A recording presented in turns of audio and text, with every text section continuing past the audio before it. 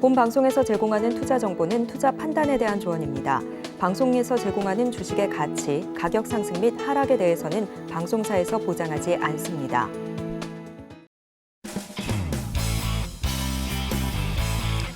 시청자 여러분 안녕하십니까. 깊이 있는 인사이트로 여러분들의 투자를 잘 이끌겠습니다. 저는 강관우입니다. 최근 강세 시장 근심의 벽을 타고 오른다라는 증시 격언대로 그대로 지금 실현되고 있습니다. 어제도 우리 시장 강세를 보였는데요. 우리 시장 또 하나 동력이 됐던 것은 바로 금융투자소득세 폐지 추진 소식이었습니다. 벌써 세 번째 이런 증시 부양책이 나오고 있는데요. 자, 일단은 시장은 환호로 대답을 했습니다. 정치 지형상 이게 과연 입법으로 실현될지 안 될지는 여전히 미수입니다는 여전히 이 선언적인 효과는 있었다 이렇게 평가를 해보고 싶습니다. 자, 어제 또 하나의 시장 동력은 바로 IT와 바이오였습니다. JP모건 헬스케어 컨퍼런스를 앞두고 바이오 주식들이 상당히 강했죠. 근데 최근 미국 시장이 올라갔습니다. 어제는 또 미국 나스닥은 내려갔습니다. 그럼에도 불구하고 바이오 업종, 미국 바이오 업종들은 그나마 선방을 했습니다. 어느 때는 바이오 업종이 성장주로 분류되고요. 어느 때는 방어주로 분류됩니다. 이렇게 왔다 갔다 하죠. 그래서 바이오주 계속적으로 1월 효과를 좀 기대를 해봐도 좋을 것 같고요. 그다음 차트입니다. 증권사에서는 우리 1월 시장의 상단치를 2,650에서 2,700 정도로 보고 있습니다. 벌써 지수가 2,670선에 와 있죠. 지수 상단을 조금 더 올려야 될지도 모르겠습니다. 오늘도 저희 증시팔과 함께 하시면서 알찬 정보 인사이트 많이 챙겨가시길 바라겠고요. 바로 외신 들어갑니다. 외신 브리핑 시작합니다. 3대 지수 모두 다 어제는 하락하면서 마감을 지었습니다. 새해 첫 거래일임에도 불구하고 좀 아쉬운 숫자를 보이게 됐는데요. 특히 나스닥의 낙폭이 가장 큰 모습이었습니다. 1.6% 정도 하락하면서 종가를 형성했습니다. 지난해 연말 랠리에 대한 부담도 있었고요. 빅테크주의 부진 그리고 무엇보다 10년물 국채금리가 장중에 4%를 돌파한 부분까지 하방 압력을 가하는 모습이었습니다. 애플의 급락이 빅테크 들의 지수를 좀 끌어내렸는데요. 자세한 내용은 뒤에서 짚어볼 거고요. 또 반도체주도 함께 약세를 보였습니다. ASML 이슈로 함께 영향을 받는 모습인데요. 요약을 좀 하자면 네덜란드가 미국의 요청으로 급하게 대중국 수출을 좀 통제하게 됐다라는 내용입니다. 이 부분도 보다 뒤에서 자세하게 짚어보도록 하겠습니다. 계속해서 유가 상황 함께 살펴보도록 하겠습니다. WTI는 배럴당 70달러 선에서 마무리 지었습니다. 다만 장 초반 그리고 장중에 2% 정도 상승하는 모습을 보였는데요. 연초 공급 과잉에 대한 우려감 속에 장 막판으로 갈수록 반락하는 모습을 좀 보였습니다.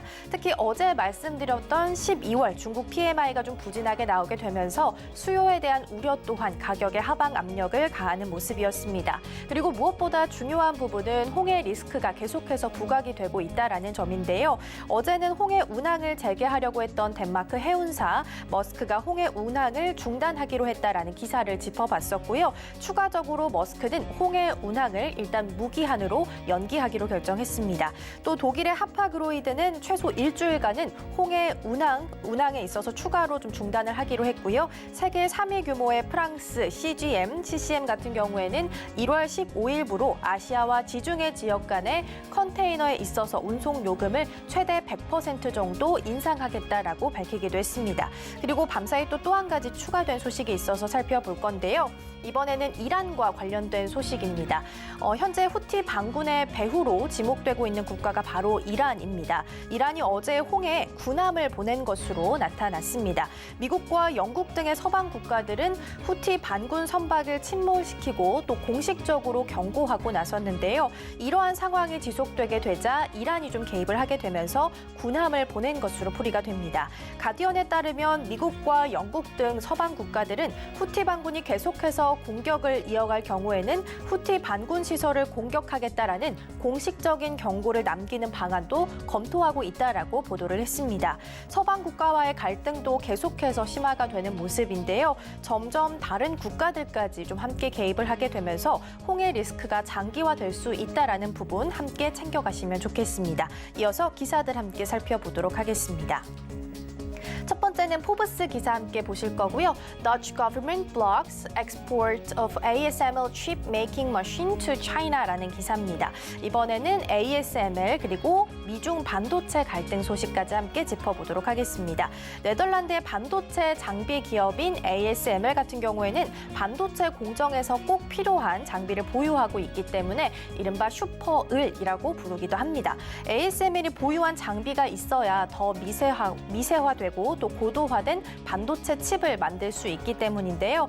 특히 AI 시대가 도래하게 되면서 ASML이 보유하고 있는 장비의 가치가 점점 더 커지고 있는 상황입니다. 이런 가운데 ASML이 보유하고 있는 일부 장비의 중국 수출 허가가 부분적으로 취소됐다라는 보도가 나오게 됐습니다.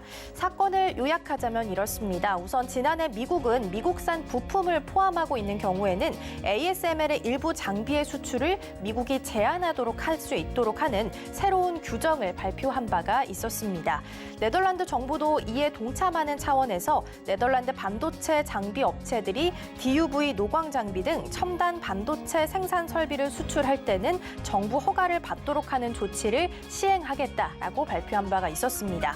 일단은 네덜란드 정부의 정책이 1월에 시행이 될 예정이었기 때문에 ASML은 1월 전까지는 중국 업체 3대의 DUV 노광 장비를 수송할 수 있는 면허가 있었던 상황이었습니다. 하지만 미국 정부가 네덜란드 정부 그리고 ASML에 즉각적으로 이 사전에 계획됐던 일부 장비의 중국 수송을 즉각 중단해달라라고 요청을 하게 되면서 이러한 사태가 빚어지게 됐고요. 중국은 이에 대해서 미국과 네덜란드를 함께 비난하고 나섰습니다. 왕원빈 중국 외교부 대변인은 정례 브리핑에서 미국의 횡포이자 일방적인 괴롭힘이라고 표현하기도 했고요. 중국은 네덜란드 ASML을 향해서 계약 이행을 강력하게 요구하고 있긴 하지만 사실상 쉽지는 않을 것으로 보입니다. 한편 ASML은 이번 수출 면허 취소로 2023년 재무 전망에는 큰 영향을 미치지 않을 것이다라고 발표를 했고요. 미중 반도체 갈등은 새해 들어서도 계속되고 있는 모습입니다. 앞으로의 뉴스들도 함께 체크해 나가도록 하겠습니다. 이어서 두 번째 기사 함께 보도록 하겠습니다. 이번에는 Outlook 2024, 전반적으로 월스트리트 저널이 expect, 기대하고 있는 혹은 전망하고 있는 2024년 경제 전망에 대해서 함께 좀 살펴보도록 하겠습니다. 블룸버그 통신은 주요 은행과 자산 운용사 등 이 월가의 경제 전망을 취합을 했습니다. 그 결과 한 목소리로 중도적 시나리오를 제시하는 것으로 나타났고요. 특히 기준금리 인하, 완만한 경기 둔화, 통화 정책 전환에 따른 하반기 반등을 예상을 했습니다. 기관별로 보자면 아문디, JP모건, 뱅가드는 가벼운 침체를 전망을 했고요. BNY, 멜론 자산운용은 건강하고 반가운 둔화를, 버클리는 다소 부드러운 착륙 등의 표현을 사용을 했습니다. 공통적인 내용으로는 우량 주식을 발굴하고 투자 지역과 섹터를 다양화하고 채권 시장을 투자 기회로 삼으라라고 이야기를 좀 했습니다. 올해 가장 큰 변수로는 당연히 대선을 꼽았습니다. 다만 기관들은 이에 대한 전망은 불가능하다라는 입장을 좀 밝혔고요. 일부는 너무 이르다라는 입장, 그리고 또 일부에서는 대선 과정에서의 변동성 확대를 경고하는 목소리도 있었습니다. 특히 한국 총선을 좀 비롯해서 인도나 러시아, 대만 등의 선거도 또 있기 때문에 이 부분에 대한 변동성 또한 함께 유의를 해야 한다라고 한 목소리로 이야기를 했습니다. 강세장과 약세장을 두고 판단해 보자면 약세장에 대한 의견이 조금 더 많았던 것으로 보입니다. 자산 운용사 로베코는 연착륙에 대한 전망을 동화 같은 결과와 다름없다라고 표현하기도 했고요. BCA 리서치는 현재 거시경제 상황이 12개월 전보다 더 어렵게 됐다라고 평가하기도 했습니다. 월스트리트 저널이 내다봤던 2024년의 경제 전망 함께 살펴봤고요. 이어서 섹터별 움직임 함께 보도록 하겠습니다.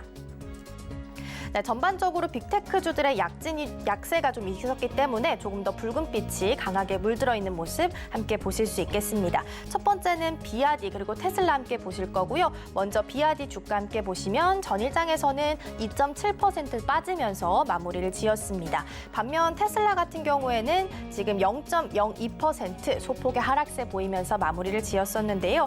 먼저 중국의 전기차를 선도하고 있는 비아디가 어제 발표했던 자료 먼저 보도록 하겠습니다. 하겠습니다. 비아디는 작년 한 해 전기차, 하이브리드차, 그리고 수소차 등을 포함한 신에너지차 연간 판매가 302만 4천 대 달성한 것으로 나타났다라고 발표했습니다. 기존에 목표로 삼고 있었던 300만 대를 초과 달성한 것으로 보이는데요. 특히 지난 12월 판매는 34만 1,000대로 전년 동월 대비해서 45% 정도 증가하게 되면서 월간 기준으로는 역대 최고치를 기록하게 됐습니다. 반면 이번에 테슬라 수치 함께 보도록 하겠습니다. 현지 시간으로 2일 어제 밤 사이에 4분기 차량 인도량을 발표를 했습니다. 먼저 2023년 연간으로 보자면 총 180만 8천 대로 전년 대비해서 38% 정도 증가를 했습니다. 지난해 10월 실적 발표에서 이야기했던 이 전망치에는 부합을 하는 모습이었는데요.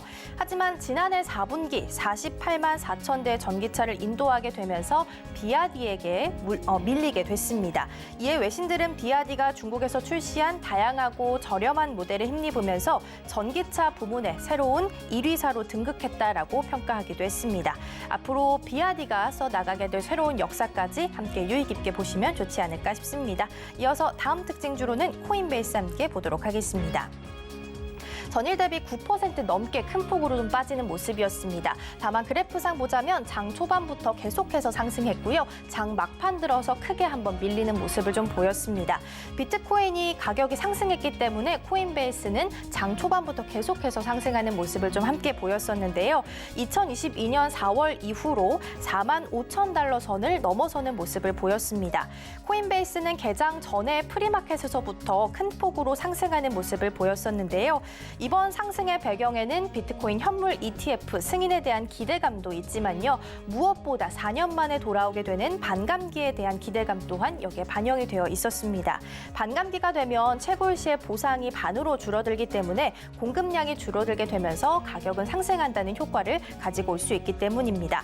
앞서 언급했던 현물 ETF 승인 여부는 이달 중에 결정이 될 예정인데요. 과연 SEC가 어떤 결정을 내리게 될지 그리고 현물 ETF 승인이 결정이 난다면 이후 가격 흐름은 어떻게 될지 지켜보셔야 될 것 같고요. 일단 전일 대비해서 비트코인 가격은 3%가량 상승하면서 마무리하는 모습이었습니다. 계속해서 특징주 마지막으로 애플 함께 살펴보겠습니다. 전일 대비해서 3.5% 정도 하락을 했습니다. 애플이 좀 크게 장중에 4% 넘게 밀리면서 빅테크주 전반적으로 함께 끌어내리는 모습을 좀 보였습니다. 2024년 첫 거래일 시가총액 1위 종목인 애플은 급락하면서 마감을 지었습니다. 그리고 애플 쇼크로 다른 대형 기술주들 또한 줄줄이 하락을 했고요. 이러한 하락의 배경을 찾자면 바클레이즈가 있었습니다. 바클레이즈는 애플에 대한 투자 의견을 중립에서 매도에 해당하는 비중 축소로 하향 조정을 했습니다. 그리고 애플에 대한 목표가를 기존 161달러에서 160달러로 하향 조정했고요. 바클레이즈는 아이폰 15의 중국 판매 부진 등을 이유로 해서 투자 의견을 이같이 돌연 수정하는 모습을 보였습니다. 그동안 시가총액 1위 자리를 굳건하게 지켜왔던 1위 애플이 마이크로소프트에게 자리를 내주게 될지 이 부분 계속해서 지켜보셔야겠습니다. 지금까지 외신브리핑이었습니다.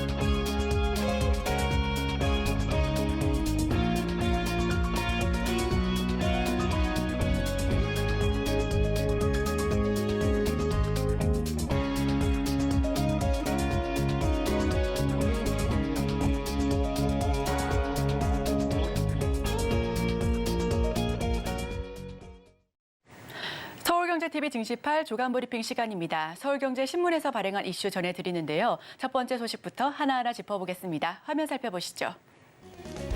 힘들어도 버틴다. 기업 70%가 올해 투자 규모 유지 혹은 확대. 네, 첫 번째 소식으로 기업들 소식 가지고 왔습니다. 국내 기업들 약 70%가 투자를 유지하거나 확대할 계획이다라고 밝혔는데요. 올해 불확실한 경영 환경 속에서 투자를 유지할 것을 계획하고 있습니다. 올해 인공지능을 비롯한 첨단 기술 중심으로 산업이 재편되고 있는 가운데 미래 경쟁력 확보 없이는 생존할 수가 없다라는 판단이 있어서인데요. 대내외 불확실성 역시도 다소 거치는 분위기입니다. 전쟁 등의 변수가 남아있기는 하지만 하반기 글로벌 경기 상황에 따라 투자를 더 늘릴 가능성이 높아 보이고요. 투자 규모 유지 이유는 미래의 신성장 동력 확보로 다 입을 모아서 꼽았습니다. 위기 속에서 경쟁력 확보를 하지 못하면 도태될 수 있다라는 판단이 있어서인데요. 2024년 주력 투자 분야 역시도 하나하나 짚어보고 넘어가겠습니다. 우선 삼성그룹은 반도체와 OLED, 2차 전지와 바이오 쪽에 투자를 확대하겠다라는 입장을 밝혔고요. SK그룹은 BBC 즉 배터리와 바이오, 반도체, 현대차그룹은 올해 전기차 공장 투자를 지속할 계획을 밝혔습니다. 마지막으로 LG그룹은 ABC, 인공지능과 바이오, 클린테크에 조금 더 투자하겠다라는 의견을 밝혔습니다. 우선 한숨을 돌린 환율과 물가 덕분에 조금 더 투자 계획을 크게 혹은 앞당길 수가 있어 보입니다. 다만 아직까지도 지정적인 리스크는 변수로 남아있기 때문에 이 부분 역시도 체크해야 할 포인트로 보여집니다. 네, 기사 요약합니다. AI 등 첨단 기술 중심 산업 재편에 공급망 이슈에 따른 설비 투자 역시도 지속되고 있습니다. 제조업 중심으로 성장 동력 발굴에 나서고 있고요. 약 30%는 투자를 줄이거나 안 하겠다라는 입장도 고수했습니다. 자, 그럼 다음 소식으로 넘어갑니다. 삼성에 이어 중국도 참전, 연초 AI폰 대격돌, 네, 두 번째 소식을 핸드폰 소식으로 전해드립니다. 삼성에 이어 중국도 참전한다. AI폰 대격돌. 새해 초부터 스마트폰 신제품들이 속속이 출시될 것으로 보여집니다. 본격적인 시장 점유율 경쟁을 펼칠 것으로 예상이 되는데요. 특히 인공지능 성능을 크게 높인 AI폰이 대세가 될 전망으로 꼽혀집니다. 삼성전자는 물론 가격 경쟁력을 앞세운 중국 제조사들까지 전투적으로 앞장설 것으로 보여집니다. 각 기업의 온 디바이스 AI폰 전략을 하나하나 짚어보면 중국의 스마트폰 기업인 비보는 최저가 공략을 통해서 앞으로 시장 점유율을 늘려나가겠다라는 입장을 밝혔습니다. 모토로라 역시도 AI폰 출시를 암시하고 있고요. 샤오미는 온 디바이스 AI를 이미 선보였습니다. 애플은 하반기 신제품 아이폰 16에 생성형 AI를 탑재할 것이다라고 예정된 소식 역시도 공시를 통해서 설명했습니다. 이에 삼성전자도 발맞춰서 준비하고 있는데요. 이 평년보다 언팩 일정을 앞당기는 등 올해 상반기 점유율을 선점하기 위한 안드로이드 진영의 경쟁이 치열할 수밖에 없다라는 업계의 분석도 잇따라 나오고 있습니다. 자, 그럼 이번 기사도 요약해 보겠습니다. 온 디바이스 AI 갤럭시 S24 17일에 공개될 예정이고요. 비보는 4일 X100 프로 인도에 출시할 것으로 보여집니다. 샤오미는 새 체제 하이퍼 OS 출시를 앞두고 있고요. 모토로라와 오포 등도 올해 가세할 것을 예고하고 있습니다. 애플 역시 아이폰 16에 생성형 AI를 탑재할 것으로 보이니까요. 핸드폰 관련주도 다시 한번 지켜보시면 좋겠습니다. 자, 그럼 다음 소식으로 넘어갑니다. 파죽지세 올려 온라인 매출 1조 시대 열었다. 네, 이번에는 CJ 올리브영 소식을 전해드립니다. 파죽지세 올리브영 온라인 매출 최고치를 찍었다라고 하는데요. 온라인 매출 1조 시대를 열었습니다. 온라인몰을 처음 론칭한 2017년 첫 해 매출은 600억에 불과했는데 파죽지세 성장세를 보여주면서 6년 만인 1조 고지를 넘어선 것입니다. 올리브영은 온라인 즉시 배송 서비스인 오늘드림이 매출을 견인했다라고 파악하고 있습니다. 올리브영 3분기 매출은 1조 5억 원으로 집계가 되고 있는데요. 회사를 설립한 이래 처음으로 분기 매출을 1조 원을 넘겼습니다. 오늘드림은 소비자가 주문을 할 경우에 3시간 이내 배송이 완료되는 그런 시스템인데 전국 각지의 올리브영 매장을 물류 거점으로 활용해 고객에게 배송한다라는 취지입니다. 오늘드림 서비스는 팬데믹 기간 비대면 소비가 각광받으면서 수요가 큰 폭의 상승률을 보여줬었고요. 작년 3분기 2,591억 원으로 최고 최고 성적을 보였습니다. 통상적으로 4분기 매출이 더 많기 때문에 온라인몰 공식 오픈 6년 만에 좀 최고점을 돌파할 것으로 내다보고 있는 부분까지도 확인하실 수가 있습니다. 자, 그럼 다음 소식으로 전해드립니다. 금리 인하된 성장주 유망, 네카오, 질주. 네, 어제 삼성전자도 그렇고 SK 하이닉스 그리고 반도체뿐만 아니라 인터넷 관련주도 상승 흐름을 보였습니다. 연말 랠리의 조정 우려를 떨치고 연말 랠리 우려를 뒤로한 이후에 국내 증시 첫 거래일에 오름세를 이어가고 있었는데요. 올해 증시의 최대 화두인 금리 인하에 따라 실적과 투자 심리가 크게 개선될 카카오와 네이버 등 인터넷주가 지수를 견인했습니다. 업황이 대폭 개선될 것으로 보여지는 반도체주 역시도 증시를 밀어 올렸다라는 평가를 받고 있고요. 고금리의 직격탄을 맞았던 게임주 역시 상승 흐름을 보여주면서 강세장으로 장을 마감했습니다. 인터넷과 게임 등 성장주는 미래 수익을 바탕으로 기업 가치를 산정하기 때문에 금리 하락기에는 주가가 가파른 상승세를 보일 수가 있는데요. 외국인 역시 상승분을 보여줄 수 있을 정도로 큰 매수세로 화답을 했습니다. 특히 삼성전자만 1,840억 원 넘게 순매수를 했고 카카오, SK 하이닉스, 동진 세미캠, 네이버도 대거 사들이는 등 큰 폭의 매수 흐름을 보여줬습니다.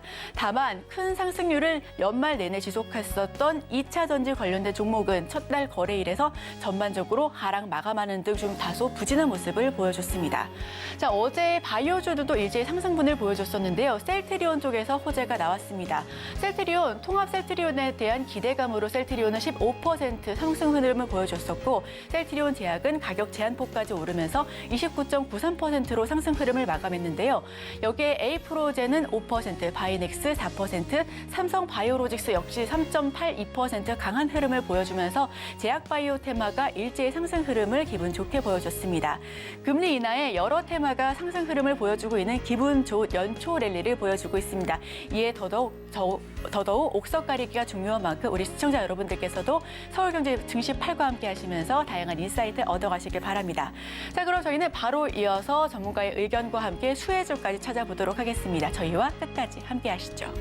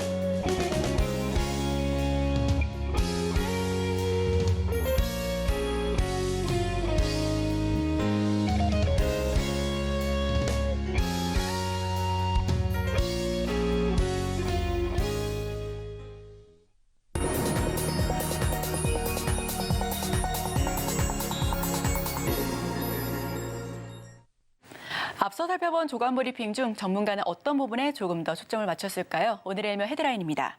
통합 셀트리온 12일 상장 잭팟 터지나 셀트리온 소식이네요. 오늘 함께 하실 분은 진인베스트먼트 정선호 대표입니다. 어서 오세요. 네, 안녕하세요. 네, 대표님 새해 복 많이 받으세요. 새해 복 많이 받으세요. 네, 셀트리온 소식을 바로 직전에 전해드렸는데 하나하나 조금 더 짚어볼 필요가 있어 보입니다. 헤드라인 풀어주시죠. 일단 방금 이제 앵커님께서 너무 잘 설명해 주셨기 때문에 사실 뭐 시청자 많은 분들이 궁금했던 부분이지 않을까 생각을 해보고 있습니다.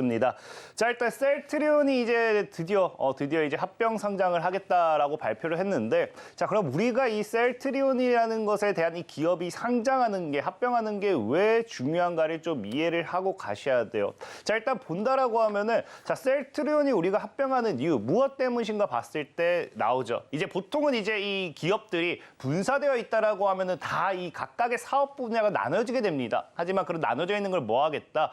개발부터 판매 판매까지 모든 사업 구조를 일원화를 통해 경쟁력을 강화하겠다라고 합니다. 이거는 무슨 말이냐고 하면은 그냥 말 그대로 이제는 모든 것들을 우리가 스스로 다 할 것이고요. 이 사업을 합침으로써 우리가 흔히 얘기하는 이 기업 간의 시너지 효과를 더 극대화로 끌어올리겠다라고 좀 보시면 좋아요.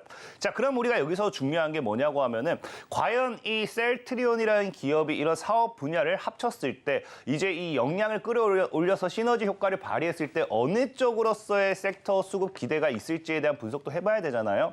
그러니까 직접적으로 보니까 뭐라고 합니까? 이 셀트리온이라는 기업은 지금 합병을 하는 데 있어서 이 기업의 시너지 효과가 나는 게 굉장히 크지만 그런 시너지 효과로서 뭘 하겠다? 이번 합병으로서 분산되어 있는 자금을 한 군데 뭉치겠다라는 겁니다. 그래서 자금을 이제 통합을 해가지고 여기에 대한 것들 무엇을 합니까? 이 통합된 자산을 가지고서 신사업을 추진도 하고요. 이제 구체적인 뭐 투자도 하고요. 바이오시밀러 및 신약 파이프라인도 개발하고 제일 중요한 거는 이제 최근 인수합병이라든지 이런 것들을 진행하게 된다라는 거겠죠. 그러니까 전체적으로 이 셀트리온이라는 기업에 왜 합병을 하는지를 본다라고 하면은 정말 뭐 굉장히 효과는 좋습니다. 말은 좋아요. 근데 문제는 뭐냐? 그래서 정말 이 셀트리온이라는 기업이 합병을 함으로 인해 가지고 우리나라 국내 증시의 이 관련 모멘텀이 과연 우리나라 국내 증시에 크게 이슈가 될 수 있을까 말까라는 겁니다. 사실상 지금 이 셀트리온이라는 기업이 뭐 큰 기업이어서 그렇지 여러분들이 찾아보시면은 쥐도새도 모르게 합병하는 기업들도 굉장히 많아요. 그렇기 때문에 이 셀트리온이라는 기업 우리 과연 여기에 투자해도 괜찮은가를 본다라고 하면은 과거의 뉴스를 봐야겠죠. 자, 과거의 뉴스를 봤더니 뭐 한다. 자, 셀트리온이라는 기업이 합병한다는 게 이번이 처음이 아니에요. 이번이 처음이 아니고 2020년도부터 나오기 시작합니다. 2020년도에도 보면은 합병 계획이 나오기 시작하죠. 자, 그러면서 이제 셀트리온 3사 논란 종식 전망하면서 우리 합병할 것이다. 이 당시에도 셀트리온이 강세였어요. 그러다가 이제 갑자기 또 이게 없던 게 아니라 2021년도에도 뭐합니까? 셀트리온 삼형제 합병 추진 소식에 또 강세다. 자, 그래서 21년도에도 똑같이 이야기를 해요. 그러면서 관련 테마가 또 형성이 됐었죠. 자, 그러면서 2022년도에 뭐합니까? 셀트리온 상장 3사 합병 기대 오름세라고 하면서 또 올라가요. 그리고 마지막으로 작년에도 어떻게 됩니까? 셀트리온 이제 상장한다라고 하면서 이제 올라가기 시작했습니다. 자, 그랬던 이 셀트리온이 이제는 무엇을 하느냐? 자, 이제 당장 뭐가 돼요? 여러분들이 얘기했던 대로 자, 셀트리온이 합병한다고 발표가 나왔습니다. 근데 여러분들이 알다시피 보통은 이제 뭐가 되냐고 하면요. 기대감으로 오르고 결과가 나오면 주가는 죽어줘야 돼요. 그게 보통 주식시장의 흐름입니다. 근데 셀트리온 같은 경우는 지금 뭐 하고 있습니까?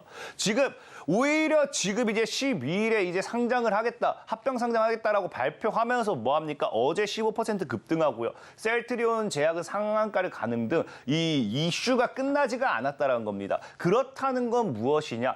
과거에 합병 관련되는 모멘텀으로서 상승을 하고 그 다음에 이제 합병된다 해서 죽는 게 아니라 합병을 하고 나서도 이 상승세를 끌고 갈 확률이 굉장히 크다는 겁니다. 그렇기 때문에 셀트리온이라는 기업이 지금 시장에서 굉장히 중요하다는 거예요. 사실 또 여기 중요한 이유, 이슈가 끝나지 않았잖아요. 이슈가 끝나지 않았다는 거는 우리가 셀트리온이 합병 상장을 하고 나서 앞으로 더 올라가는 일이 높다는 건데 이게 왜 중요하냐고 하면은 과거에 우리가 제약 바이오에 대한 이 업종들 차트를 보면 좀 이해를 하실 수 있어요.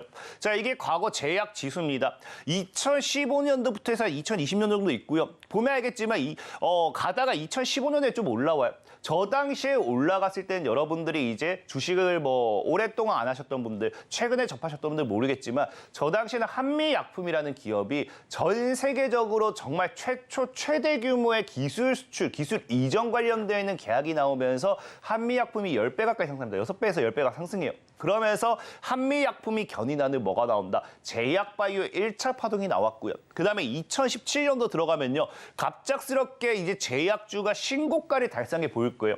이거는 지금 여러분들 더 땡겨봐도 아시겠지만 2018년도 이후에는 이제 2020년도 동학개미 운동으로 올라갔을 때 제외하고는 크게 올라간 적이 없기 때문에 이 당시에 최고가로 보셔야 돼요.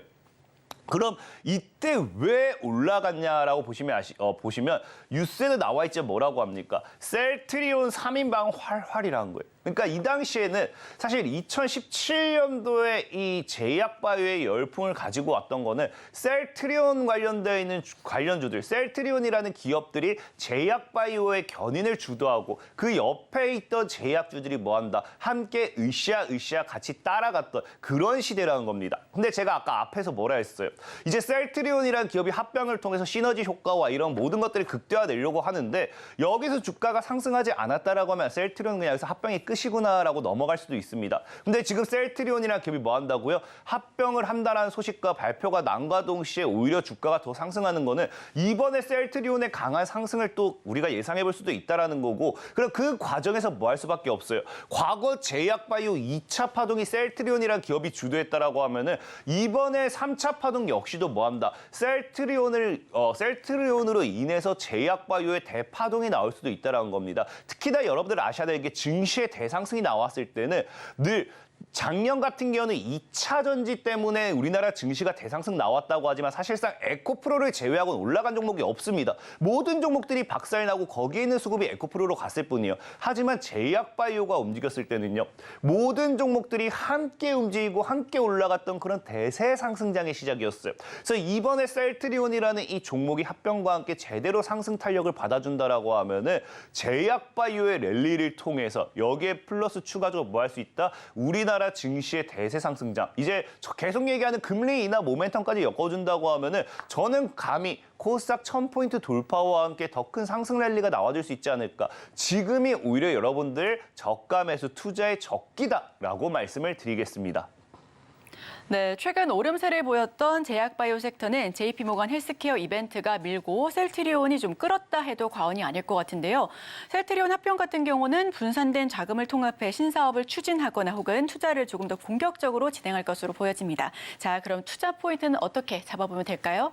일단 셀트리온의 투자 쪽으로 좀 봐야겠죠. 셀트리온 관련된 어쨌든 셀트리온이 주도를 할 거기 때문에 우리가 셀트리온을 사지 않는다 하더라도 셀트리온 관련되어 있는 반사이익을 봐야 됩니다. 왜? 자, 우리가 어제 상한가 간 종목을 볼게요. 자, 어제 상한가 간 종목 중에 고바이오랩이라는 종목이 있어요. 이 종목 역시도 제가 전에 한번 소개시켜드렸던 종목인데, 자, 보면은 역시나 뭐라고 되어 있어요? 고바이오랩이 셀트리온 효과의 상한가라고 했잖아요. 왜 셀트리온 효과일까? 셀트리온과 과연 어떤 연관이 있는 것인가 생각해 본다고 하면은 제가 앞에 있어서 뭐 한다 했습니까? 셀트리온이란 기업이 합병을 통해서 시너지 효과를 낼 것이고 자금을 통합해서 뭐 한다? 인수 합병이라든지 연구개발이라든지 이런 신약 투자, 바이오시밀러 이런 거 다 투자한다 했잖아요. 그러다 보니까 이 합병 이후에 생기는 자금을 가지고 무엇을 할 것인가에 대한 기대감이 생기는 건데 이 고바이오랩이라는 종목이 과거 뉴스를 보면 어떻습니까? 과거 뉴스를 보면은 지금 이제 고바이오랩 역시도 과거 이제 셀트리온과 M&A에 대한 기대감 다음 뉴스를 좀 보고 가도록 할게요. 그래서 보면 이제 M&A에 대한 기대감 M&A에 대한 기대감이 있어요. 그러다 보니까 이 고바이오랩이라는 기업 자체가 지금 우리가 무엇을 예상해 볼 수 있냐? M&A를 통한 셀트리온의 발사 이익을 노렸다라고 볼 수 있는 거예요. 그럼 이제 우리가 고바이오랩을 지금 살 것인가? 아니요, 사진 않을 거예요. 왜? 이미 상한가 갔잖아요. 늘 말하는 게 주식이라는 거는 오르기 전에 종목을 사는 게 주식이지 오르고 난 이후에 사는 게 주식이 아니에요. 그럼 우리가 지금 뭘 봐야 되냐고 하면요. 셀트리온도 이제 트렌드에 맞게 투자를 할 거 아닙니까? 보통에 우리가 작년, 올해 뭐 항암 치료제, 치매 치료제 뭐 아니면은 이제 비만 치료제 뭐 이런 것들이 모멘텀 트렌드였다고 하면은 갑자기 뭐 말도 안 되는 이게 트렌드인데 뭐 감기약에 대한 투자를 하고 이런 건 아니거든요. 여러분들 알다시피 코로나가 터지자마자 모든 거를 스톱하고 뭐 했습니까? 백신 치료제 개발에 올인했듯이 이 제약바이오에도 시장에 맞는 트렌드라는 게 있는 겁니다. 그러다 보니까 지금 제약바이오 업계 트렌드는 뭐다? 자, 2024년도는 사실상에 더 어려워질 수밖에 없다라는 거예요. 뭐가? 이제 돈이 없거든요, 사실상. 그러다 보니까 제약바이오의 선택은 파트너를 찾는다라는 거예요. 그러니까 지금 투자를 하기보다는 더 뭔가 하기보다는 조금 더 원가를 절감하고 조금 더 자금을 줄이면서 나와 함께 갈 수 있는 그러니까 공동 개발이라든지 그런 거겠죠. 파트너를 찾는다라고 해요. 그럼 셀트리온 입장에서도 아무리 자금을 확충한다고 하더라도 공격적인 투자를 하는 데는 사실상에 어느 정도는 제한될 수밖에 없습니다. 왜? 지금 트렌드 자체가 뭐라 했어요? 파트너와 함께 가는 그런 시대이기 때문에. 자, 그래서 실질적으로 보면은 셀트리온도 뭐라고 합니까? 지금 셀트리온 같은 경우도 과거부터 이게 10년이 넘었어요. 신규 모달리티 파트너 탐색이라고 해가지고 올해도 뭐 한다, 바이오 USA 참가한다라고 하는데 과거부터 셀트리온이 여기에 참가하는 이유가 무엇 때문이다, 뭐 때문에 참가한다? 파트너를 찾기 때문에 참가를 했다라는 거예요.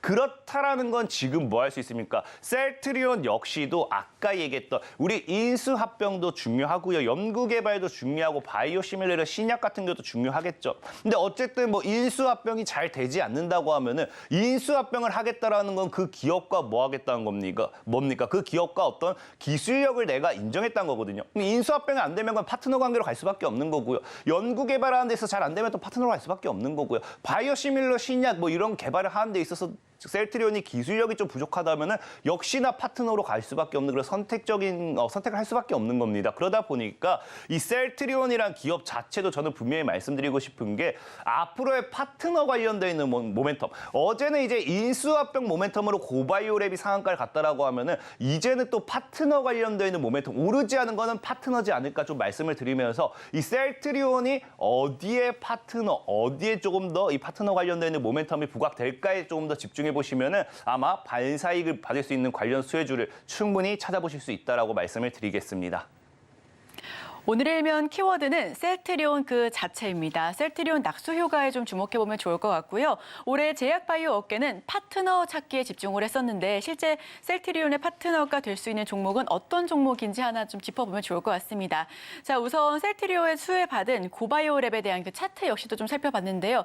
그럼 이번에 파트너가 될 수 있는 그런 종목은 어떤 기업일까요? 저는 아이큐어라고 좀 설명을 드리고 싶어요. 자, 일단 아이큐어라는 종목을 설명드리기 전에 여러분들이 조금 조심해야 될 게 있습니다. 이 주식을 무조건 바로 사기보다는 조금 더 분석을 해봐야 돼요. 사실 뭐 바로 사도 저는 문제되지 않는다 생각하는데 조금 생각을 해보시라는 게 뭐냐고 하면은 많은 분들이 왜 이런 종목을 소개하지라고 생각할 수 있어요.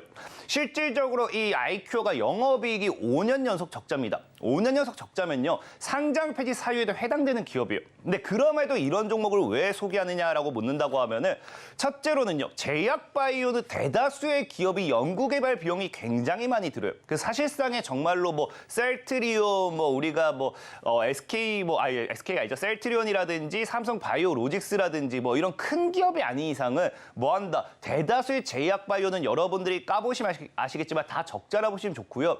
그렇다고 해서 이 아이큐어라는 기업이 적자기 때문에 상장 폐지 당하느냐? 저는 상장 폐지는 무조건 안 된다라고 좀 강하게 얘기할 수 있는 게 뭐냐고 하면은 사실 100%는 없겠지만 아이큐어라는 종목 자체가 어떤 기업이냐고 하면요. 기술 특례 상장 기업이에요. 그러니까 정부가 실적이라든지 이런 걸 보는 게 아니라 기술만 가지고서 상장을 시킨 종목이란 겁니다. 지금까지 20년, 30년 넘어가는 동안 기술 특례 상장 기업이 실적이 아무리 안 좋아도 자본 잠식이어도 상장 폐지했던 이력이 단 하나도 없어요. 왜? 그거는 우리가 기술을 잘못 판단했다 스스로가 인정하는 꼴이 되기 때문에 지금까지 기술 특례 상장 관련되는 기업은 뭐 상장 폐지했던 이력이 없는 만큼 오히려 저는 이 아이큐어가 영업이익이 아무리 안 좋다 하더라도 상장 폐지는 되지 않을 거다라고 좀 생각해보고 있고요.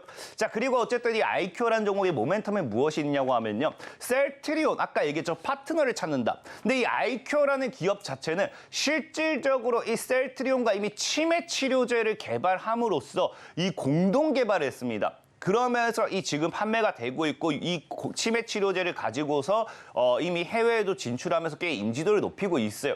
그러니까 과거에 이미 공동 개발했던 이력이 부각되는 만큼 그 관련 수혜주로도 좀 엮여볼 수 있다 생각하고 있고요.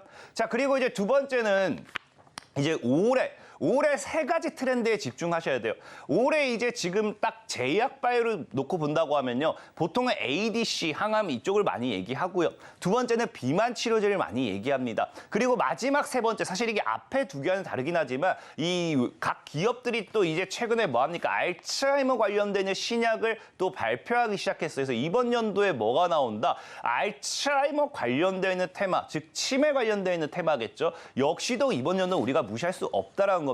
그런 관점에서 봤을 때 역시나 두 가지 셀트리온과의 공동 개발이라는 모멘텀을 가지고 있고요. 알츠하이머 치료제 시장에서의 반사 이익을 누려볼 수 있다라고 좀 말씀을 드리고 싶고 마지막으로 이제 차트를 좀 보고 가도록 할게요.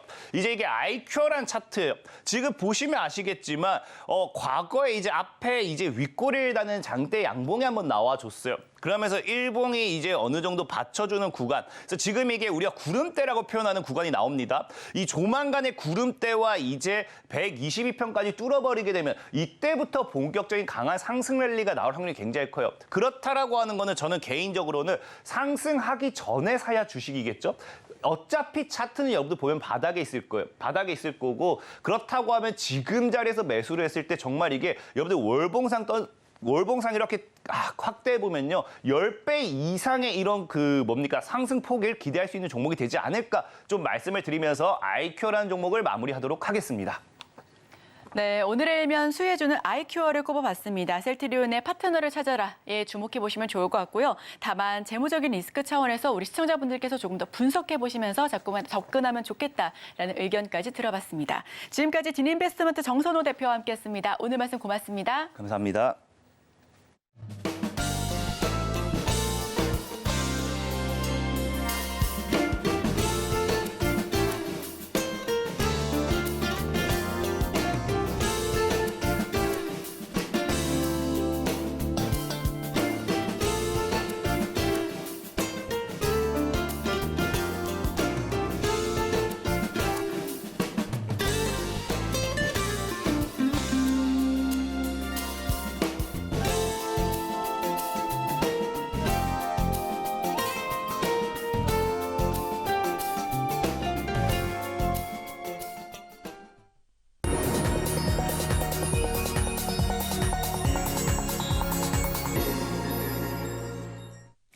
수요일 아침 8시 반입니다. 매일 아침 8시 반 저희 서울경제TV에서 센티멘탈 대 펀더멘탈 계속적으로 두 종목씩 말씀드리고 있습니다. 금년 한 해도 잘 하시길 바라겠고요. 오늘도 출발을 해보겠습니다. 오늘 센티멘탈로는 한화시스템 그리고 펀더멘탈로는 해성DS 이렇게 두 종목입니다. 제가 이렇게 두 종목 계속적으로 말씀드렸던 종목을 한 달 간격으로 좀 또 다시 말씀을 드립니다. 그 이유는 뭘까요? 주가가 올랐기 때문입니다. 자, 차트 보시죠.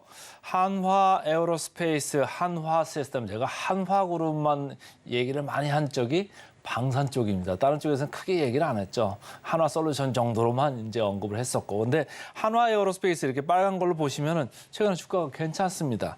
그런데 한화 시스템, 이 파란 줄로 돼 있죠.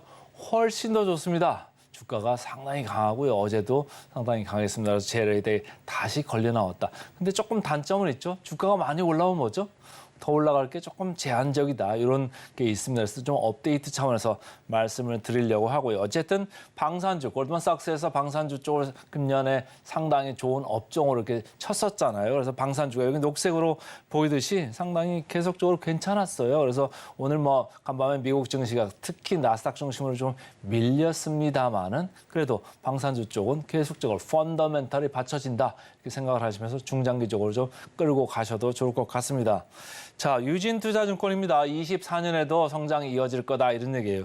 제가 여기 방산, 위성, UAM 이렇게 순차적으로 써놨는데 지금 이제 방산 쪽으로 많이 이제 여기서 비즈니스가 나온다는 뉴스가 많이 나오고 있죠. 모멘텀도 사우디에서 천공2 관련된 모멘텀도 있고 UAE에 또 24년에 또 그런 모멘텀이 있습니다. 이탈리아에 가서도 레이더 교체 작업, 교체 사업, 요게 들어갈 가능성이 있거든요. 그러니까 이런 방산 쪽 이런 거에서 위성으로 이렇게 이제 넘어갑니다. 이게 위성이 민간 저궤도 위성 바로 나오겠습니다만 민간 저궤도 위성 사업을 이제 군용 쪽으로 신속 시범 사업으로 이렇게 추진이 됩니다. 거기에 이제 협약을 했는데요. 그쪽으로 가고 나중에는 또 UAM 우리 드론 택시라고 쉽게 말씀을 드릴 수가 있는데 조만간 이제 파리 올림픽이 여름 하계 올림픽으로 이제 개최되지 않습니까? 그러면 거기서 이제 드론 택시가 뜹니다. 그러면 전 세계적으로 또 UAM이라는 게 아주 흥행을 몰고 올 수도 있습니다. 아직 전 세계에서 날아다니는 택시는 없기 때문이죠.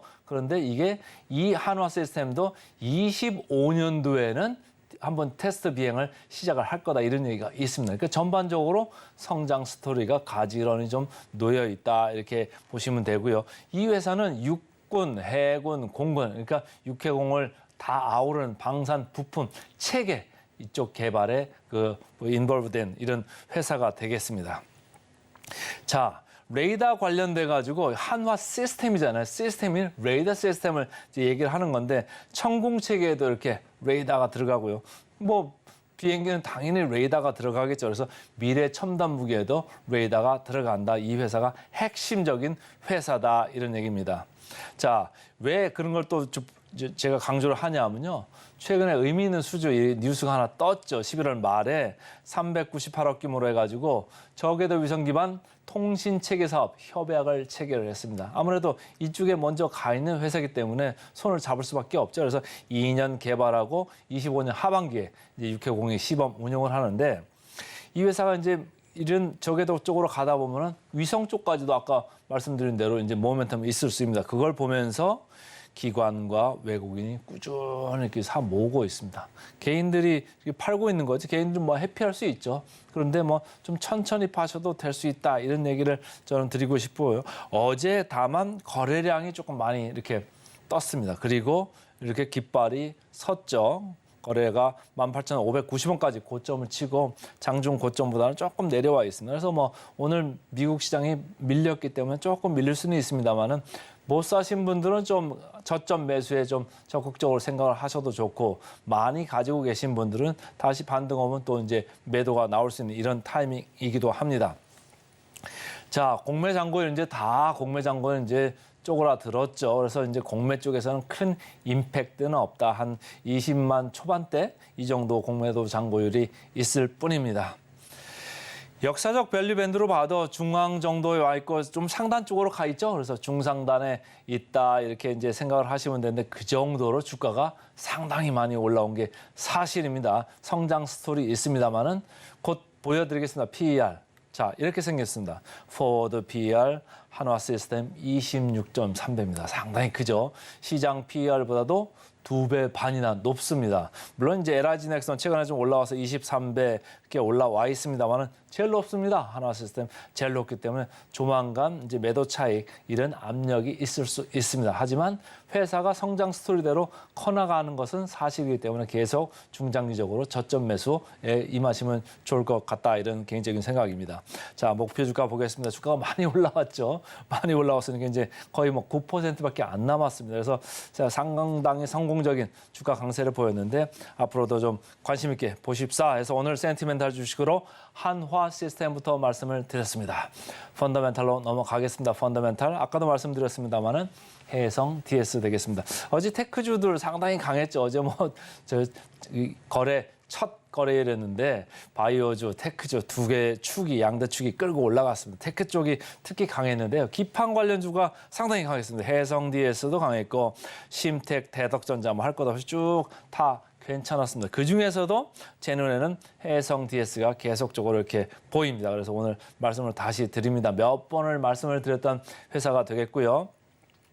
이 해성 DS는 뭐 패키지 기판도 하고 리드 프레임도 하고 두 개가 양대 축이죠. 그래서 많이 하는데 DDR5 그러니까 삼성전자가 DDR4 쪽에서 DDR5 쪽으로 많이 가고 있잖아요. 그러니까 이쪽으로 가면서 이쪽 뭐 그 볼륨이 늘어나는 건 당연하고 DDR5 쪽으로 가면 뭐죠? ASP 그러니까 평균 판매 단가도 15에서 20% 정도 올라가는 효과가 있습니다. 그러니까 볼륨도 늘고 가격도 올라가니까 이 회사는 수익성이 좋아질 수밖에 없다 이렇게 보시면 되고 전장용 리드 프레임 얘기 계속적으로 나오고 있습니다. 이 회사는 또 전력 반도체용 SiC 이쪽 리드 프레임도 하잖아요. 그러니까 리드 프레임 쪽도 괜찮아지고 있다. 리드 프레임 쪽에 앞에 있는 회사가 뭐 인피니언이나 뭐 그러니까 SD 마이크로 이런 회사가 있습니다만 여기도 캐파를 막 증설을 하고 있습니다. 그러니까 앞에서 사가는 회사들이 캐파를 증설하니까 이 회사는 계속 열심히 돌려야 되잖아요. 그러니까 영업 환경이 많이 사업 환경이 좋아지고 있다 이렇게 보시면 되고 그래서 증설을 22년에 500억, 23년에 1000억 이렇게 했습니다. 그래서 24년도에 수혜가 올 거고 앞으로도 한 2, 3년 동안 한 3,800억, 3,900억 요 정도 캐파 증설을 한다고 합니다. 그러면 연간 매출로 볼 때는 연간 한 뭐 6%, 7%이 정도로 계속 이렇게 올라가는 구조가 나올 수 있어요. 그러니까 꾸준히 성장할 수 있고 지금 사이클 자체가 업사이클로 지금 IT 쪽이 돌아가고 있다. 특히 DDR5 쪽에서 기판 쪽에서 상당히 입지가 단단해지고 있습니다. 삼성전자에서는 60% 마켓 시어를 지금 점유를 하고 있고요. SK 하이닉스는 30%. 그러니까 상당히 뭐 입지가 단단하게 지금 마련돼 있는 이런 회사고 미래에셋증권에서는 시간이 좀 됐습니다만 목표 주가를 7만 원으로 상향을 했던 바가 있습니다. 자, 차트 보겠습니다. 최근에 옆으로 이렇게 가고 있다가 어제 급하게 한번 올랐습니다. 외국인 기관 쌍끌이 매수가 이제 들어오고 있고요. 거래량도 상당히 컸고 양봉도 아주 근사하게 이렇게 한번 뽑았습니다. 그러니까 관심을 기울일 필요가 있겠다 이런 생각입니다. 물론 조금 밀리면은 뭐 찬스가 될 수 있습니다. 그래서 오늘 말씀을 다시 드립니다. 자, 역사적 밸류 밴드로 봤을 때 중앙 하단에 있다. 뭐 올라온 거 조금 올라왔습니다만 하루 올라왔잖아요. 그러니까 보셔도 좋을 것 같고, 자 PER 보겠습니다. 포워드 PER 해성 DS는 9.2배입니다. 이쪽 보시면은 이수페타시스 삼성전기 어제 삼성전기도 많이 올랐잖아요. 17배 높잖아요. 근데 해성 DS 9배 이 정도니까 뭐 상당히 좀 저렴하다. 펀더멘탈 주식이 맞다. 이렇게 보시면 됩니다. 자, 마지막으로 목표 주가 터치하겠습니다.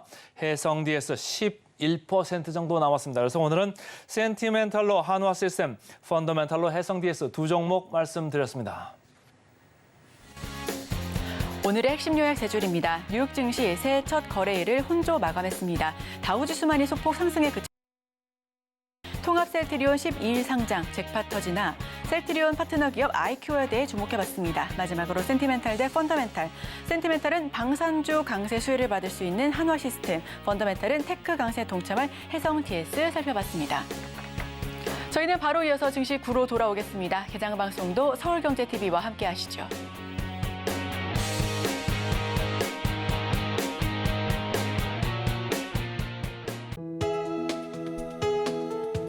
본 방송에서 제공하는 투자 정보는 투자 판단에 대한 조언입니다. 방송에서 제공하는 주식의 가치, 가격 상승 및 하락에 대해서는 방송사에서 보장하지 않습니다.